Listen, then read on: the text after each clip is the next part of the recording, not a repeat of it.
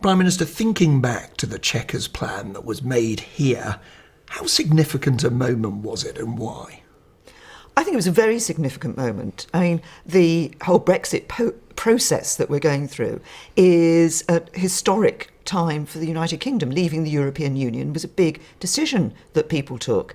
What I'm doing as Prime Minister, what we're doing as a government, and what we did here at Chequers in putting the plan together, is put a plan together that delivers on the vote that people took. That means that we'll bring an end to free movement, so we will decide who can come into this country. It means we'll stop sending vast sums of money to the European Union every year, so we can spend money on our NHS, more money on our NHS. It means that we'll be no longer under the rule of law of the jurisdiction of the European Court of Justice. Parliament will make our laws. So it's giving people back control here in the UK. But what Chequers also did was actually a plan that makes sure we protect jobs, protect people's livelihoods, and that we were able to make the best of the opportunities outside the EU. Now, you were moving, compared with proposals you'd made in the past, because presumably the EU wouldn't accept them. And some of the cabinet thought you'd gone too far. The Brexit Secretary said later that you had blinked. The Foreign Secretary said later that you were waving the white flag. Perhaps it would be helpful if I explain why we came to put forward the Chequers plan, which is actually in line with the various speeches I've made going back to Lancaster House. But it was a slightly different plan from the one you'd originally proposed. And David Davis said you blinked in the face of EU intransigence. Boris Johnson said you'd waved the white flag. Are they wrong to say you budged because the EU wouldn't give you what you wanted? As I just said, the EU put two proposals on the table, effectively put two proposals on the table. Neither of those proposals was acceptable to the United Kingdom because, on the one hand, we're coming out of the EU, so we can't have a proposal, a plan, and a relationship that means we effectively stay in. And on the other hand, we can't have something that could break up the United Kingdom. That's why it was important for us to stand up to say this is our plan. No, but yes, that's it what has you made, unblocked. but it was a different unblocked. plan. It was a different plan. Now, you're saying, is it that it was necessary to unblock what the EU were saying in the negotiations? So not blinking, not waving the white flag, unblocking the negotiations. It's unblocked the negotiations, and crucially, it has done that. But it was a plan that I believe is absolutely right for the United Kingdom, because it does deliver on the vote to leave the European Union in the ways that I've set out, because it means an end to free movement, an end to jurisdiction of the court, an end to sending vast sums of money every year, and all the other things like coming out of the fisheries policy, the agricultural policy, and so forth. The boss of Jaguar Land Rover said this week at a conference that you were at that if there were border checks, if there were delays, it would cost, in his business alone, tens of thousands of jobs. Are you saying that's why we have to have your plan? That's why we have to have this so-called common rule book? Well, the plan is there because I believe it's, and the government believes it's the right plan for the UK. It's the right plan for our future dealings with the European Union. I think actually it's right for the European Union as well. But we've put it forward because it's good for Britain. But people say to you they're not common rules, don't they? They say these are actually the EU's rules and Britain is simply signing up to them. So it's pretty pointless leaving. No, let's be clear about the common rule book, because a lot's been said, and the impression is sometimes given that this is about some great panoply of EU rules. What we're talking about is the standards for manufactured goods, for industrial goods, and for agricultural products. What we're talking about is, and many of those are international, many in industrial goods, this hasn't changed very much since the late 80s. These are international standards. Our manufacturers will continue abiding by them. They'll have to in order to sell into the European Union for the future.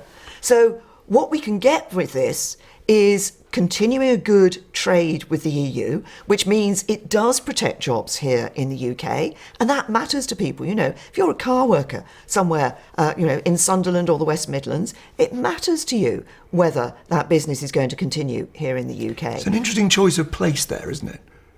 They're in leave areas. The North East, the East Midlands, the West Midlands. Are you saying to your supporters and your critics, it's the very people who voted to leave that you're trying to protect? What I'm saying to people is that what the Chequers Plan does is delivers a good deal for Britain, because it ensures that we have a good deal for the whole of the country. It does protect jobs and livelihoods, but crucially it gives us the freedom to make our own laws, to control our borders, to decide who comes here, to spend money that otherwise we'd be sending to the EU on our priorities like the NHS. Just finally on the rule. And also, but also it enables us to grasp the opportunities that Brexit gives us in terms of trade around the rest of the world as an independent nation. You know what people say, and they say it actually if they're Remainers as well as Leavers. They say half in, half out, 1 foot in, 1 foot out, worst of both worlds. What's your answer to that? Well, look, there are some people who say to me, basically, we want to carry on the relationship with the EU that we've always had. We want to stay in the EU. There are other people who say we want to be as distant as possible from the European Union. But actually, what's in the UK's interest, what's in our interests, is to continue to have good cooperation with the European Union on things like security. It's to continue to have good opportunity for trade with the European Union, and to make sure that businesses that are trading with the EU today don't see any change. You know, there's something like over 100,000 small businesses that only trade with the European Union. Under my plan, they will continue to operate as they do today. All the other plans actually would make life much harder for them. Are you saying, because I think you think this, look, of course it's a compromise. Of course we've had to give on certain things and make a stand on other things. Isn't it time to say to the British people, to your party, that's how plans work, that's how negotiations work. You give a bit, you take a bit. You negotiate, you compromise. Well, negotiation by definition is about two sides sitting together, looking at proposals and coming to an agreement on what proposal they're going to put forward at the end of the day. What matters about the Chequers Plan is that it is a plan that delivers on the vote, gives us control of our money, our borders and our laws, but also is a plan that is going to open up opportunities for the UK outside the European Union while maintaining a good relationship with Europe. I want to ask you now about Ireland. Why have you allowed Ireland to so dominate these Brexit negotiations? Northern Ireland is part of the United Kingdom. The United Kingdom is made up of England, Wales, Scotland and Northern Ireland. It is right that as the government of the UK, we are looking at the interests of the people of Northern Ireland just as we're looking at the interests of people in Scotland, England and Wales. And that's what we've been doing with putting this plan together. But people say you've allowed the EU to use this worry about a hard border to effectively force Britain to take the softest possible Brexit. And they say you've fallen for it. No, what we've done is listen to the people of Northern Ireland. I've been over to Northern Ireland. I've been close to the border. I've talked to people whose livelihoods depend, businesses, farmers, people whose day-to-day life is about crossing this border, business transactions across the border. It matters to them that they're able to carry on leading their life in the way that they do today. Boris Johnson says this plan that you've agreed to on Ireland, it's a suicide belt around the British Constitution. Well, first of all, I have to say I think that choice of language was completely inappropriate. I've been Home Secretary, was Home Secretary for 6 years and was Prime Minister for 2 years now. I think using language like that was not right, and it's not language I would have used. But let's look at the argument about the issue in relation to Northern Ireland. The people of Northern Ireland deserve to be listened to in these negotiations by the UK government as people elsewhere in this country.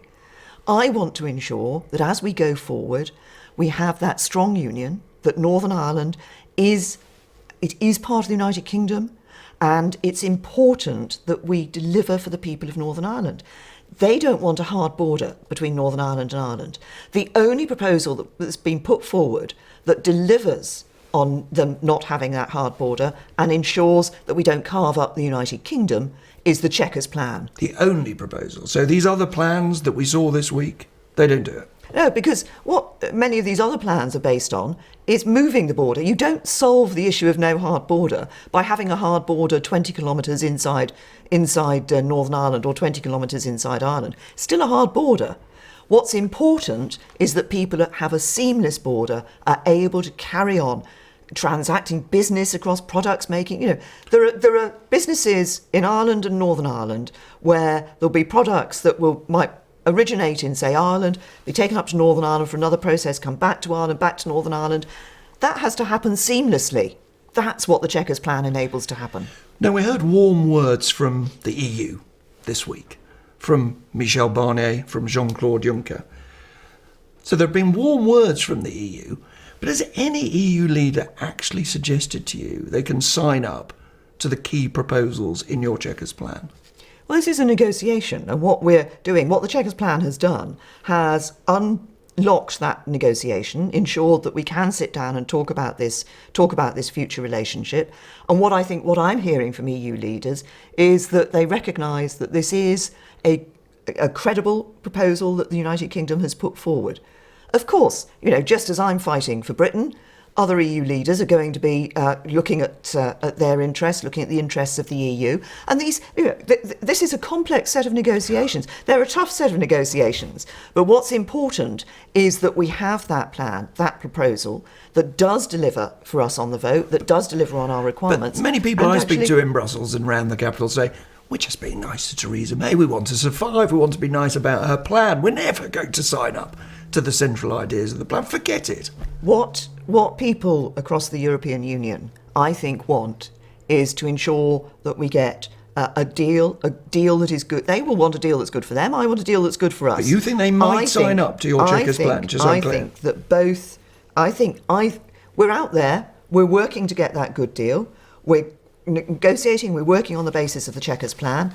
I believe we're going to get a good deal because, as I've always said, I think actually a deal that's good for us will be good for the EU too. And getting a deal will inevitably involve more compromise, won't it? We're in a negotiation, Nick. We're going to be sitting down. We're going to be looking at this plan. I've been very clear, those issues on which are absolutely non-negotiable. So an end to free movement, non-negotiable. An end to the jurisdiction of the European Court of Justice, non-negotiable. An end to sending vast amounts of money to the European Union every year, non-negotiable. We're going to be out of the common agricultural policy, out of the common fisheries policy. You say no return to freedom of movement. You haven't told us your immigration policy. If the EU asks for a preferential deal for their citizens, easier to travel than it is for people from Australia or America or India, will you agree to that? We're going to be putting our immigration proposals forward later this autumn, and showing people the plans. But you rule that we out have. giving a special deal to EU citizens. We'll put our proposals forward when we put them forward. But I'm very clear. You don't think it's a principle, in other words, that they must be treated the same, the EU and the rest of the world? As we look at this, what I'm very clear about is the message from the British people was very simple.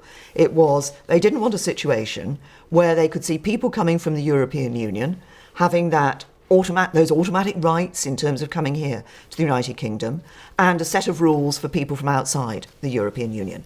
What we will be doing is putting forward a set of rules for people from the European Union and people from outside the European Union. The next challenge for you, if you get a deal, will be to get support for that deal in Parliament. Is this the political battle of your lifetime? Yeah. I think when we come to the vote in Parliament, I think the important thing is for people to remember what that vote is and how important that vote is to the British people. Because this will be a vote that will be delivering on the referendum result. The referendum the result of that referendum was a very important historic moment for the UK. Coming out of the European Union, becoming that truly independent sovereign state, again, will be an important moment for the UK. And if Parliament votes no, if they reject your deal? Well, I think that when we come to it, I think Parliament will vote for a deal because I think people will see the importance of a deal that maintains a good trading relationship with the EU, but also maintains good cooperation in other areas, but gives us the freedom to take the benefits and opportunities of Brexit. But also, I think the question in people's minds will be, are we delivering on the vote of the British people? Are we ensuring that we leave the European Union? And that's what we're going to do. Jacob Rees-Mogg says that if you put it to the vote, that's your Dirty Harry moment. Come on, punk, make my day, he says. Look, every member of Parliament, when it comes to that vote, I'm sure, will recognise the significance of that vote. Because he says the consequences can be very unpleasant, he said. Well, this is about, and what we need to think about is the future of the people of the United Kingdom and the future of the UK, because that's what this vote will be about.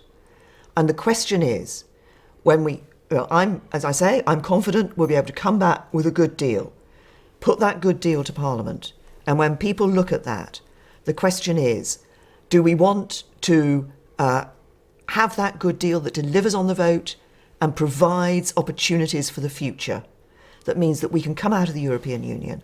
We can be that independent sovereign state, taking decisions for ourselves and taking the most of opportunities and providing for the futures of people up and down this country. Or what if they reject your proposals, if it becomes a deal in the EU, or what if they say no? Well, let's just think about, do we really think that if the European Union, we've been through this negotiation, we get to the point where we've agreed a deal, that if Parliament was to say no, go back and get a better one, do you really think the European Union is going to give a better deal at that point?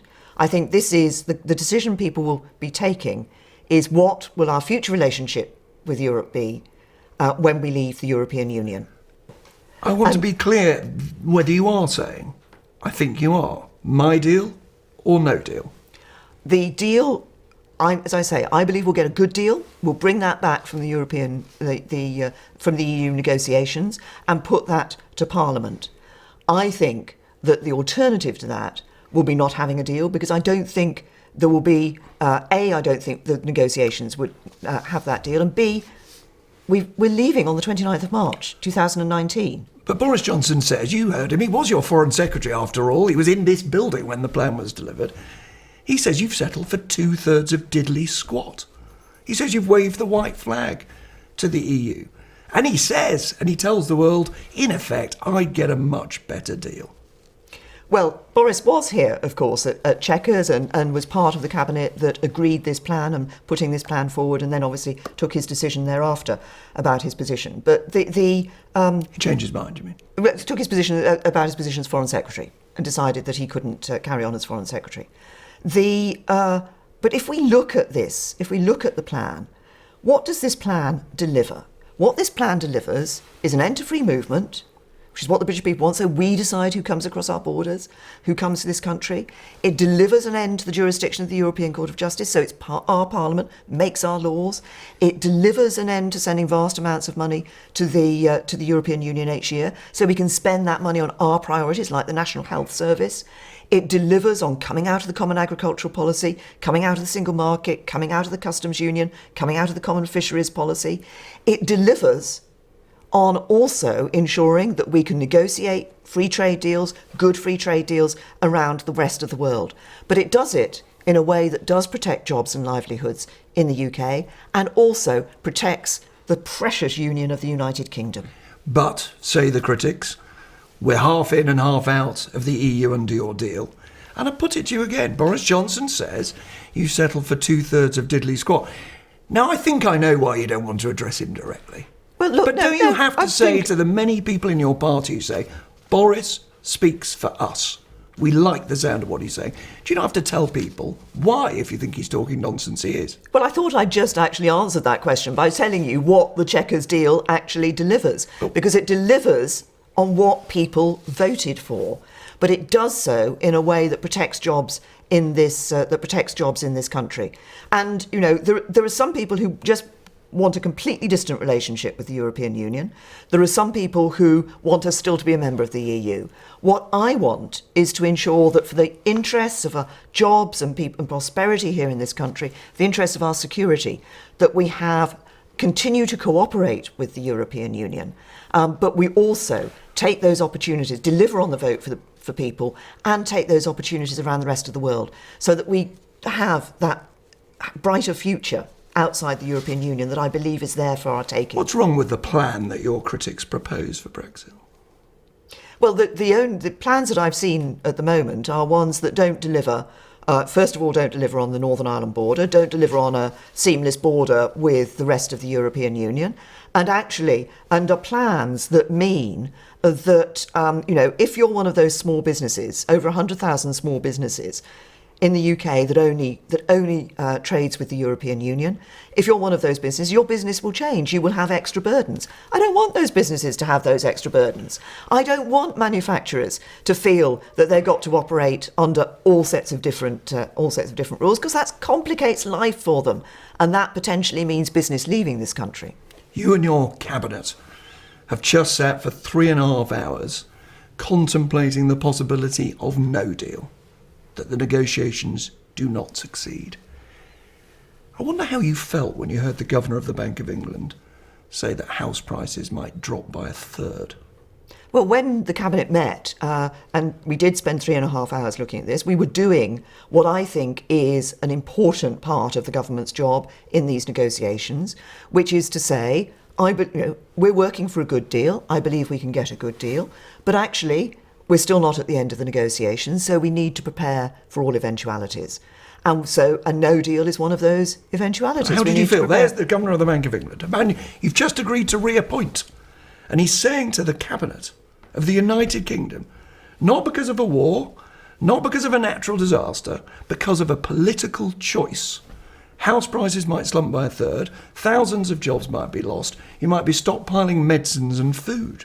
Look, if I can just finish what I was saying about the meeting, about why it was there, and then come on to this issue of forecasts. What we were doing was what I think is absolutely right for the government to do, which was to say, because we're not at the end of the negotiations and we don't know what the outcome will be, although I'm confident we can get a good deal, it's right to prepare for no deal. And it's right to look at that and make sure that government is putting everything in place that we need to do. So the British people have the confidence of knowing that if we're in that position, we have done everything we need to do. And we need to know that actually, if it comes to it, if we're offered a bad deal, we can walk away.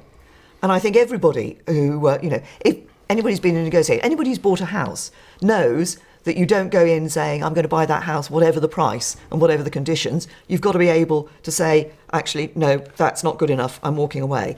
That's what we were doing. Now, on forecasts, there are lots of forecasts out there about the impact of no deal, about the impact of this scenario, impact of those scenarios. They don't predict what's going to happen, but they sort of set a whole variety, as I say, of forecasts out there. But this is, forgive me, Prime Minister, this is not some think tanker. This is not some newspaper commentator. This is the Governor of the Bank of England, who you've just chosen to extend his term. And he's telling the Cabinet that you're dancing with disaster if you get these negotiations wrong. All of these, as I say, all the forecasts that are out there that look at no deal or look at other aspects, they're not a prediction. They're not predictions. They're actually saying what's important is how the government responds, how the government, and we look at all of these forecasts and we look and say, what is it that we need practically to put in place as a government to ensure that we can get over? And there will be, let's be clear about this, under no deal, there would be some short-term disruption. It's our job as a government to make sure that we make a success of no deal, just as we make a success of getting a good deal. Can you complete the following sentence? Brexit is a good idea because? It gives the United Kingdom opportunities as an independent and sovereign state to build a better future for all our people. You believe in it? I believe that our best days are ahead of us. You see, people often think you struggle to say anything positive about Brexit. You're asked, will it make us better off? And you don't want to answer. You're asked whether you'll vote for it if there was another referendum and you don't want to answer. They think you don't really believe in it. Look, I spend quite a lot of my time talking about the opportunities that Brexit will give us. Not just talking about the opportunities that Brexit will give us, but actually putting that into practice. I was in Africa recently talking to a number of countries there about the trade opportunities that we have once we've left the European Union. I've done that elsewhere. My trips to China, the discussions with the United States, Japan. So it's not just sitting here in checkers and saying it gives us opportunities. It's actually going out there and ensuring we're going to take those opportunities up. Now, as you know, inevitably in politics, people talk about personalities as well as policy. You told your party that you'd only serve as long as they wanted you to. Without getting into dates, because you're never going to do that in a television interview. Can you reassure people in your party that you're not determined to go on and on and on. You'll listen. Look, I said what I said to my party. Throughout my time in public service, it has been about service. As a councillor, as an MP, as a Home Secretary, and now as Prime Minister. But actually, this is where I get a little bit irritated. This debate is not about my future. This debate is about the future of the people of the UK and the future of the United Kingdom. That's what I'm focused on, and that's what I think we should all be focused on. It's ensuring that we get that good deal from the European Union, which is good for people in the UK, wherever they live in the UK. That's what's important for us, and that's what I'm focusing on. It's the future of people in the UK that matters. Has this whole process, does it leave you irritated? Does it leave you frustrated as people endlessly say she should have done this, if only she'd done that, if only she behaved in this way?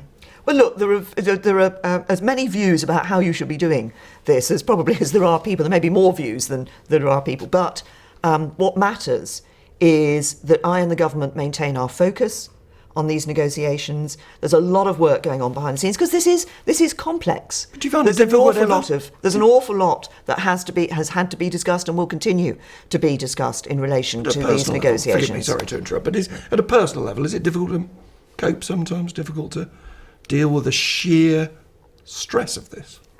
What's always important to me is keeping my eye on the prize, and that is leaving the European Union, doing it with a good deal and a bright future for this country. And forgive me, but I asked you whether you would reassure the party about going on and on and on. Well, look, but you also quoted what I'd said to my party about my service. And actually, if we just think about it, as I say, this is not about my future, and it isn't only about Brexit, actually. A lot of focus is obviously put because of the historic nature of what we're doing, the complexity of what we're doing.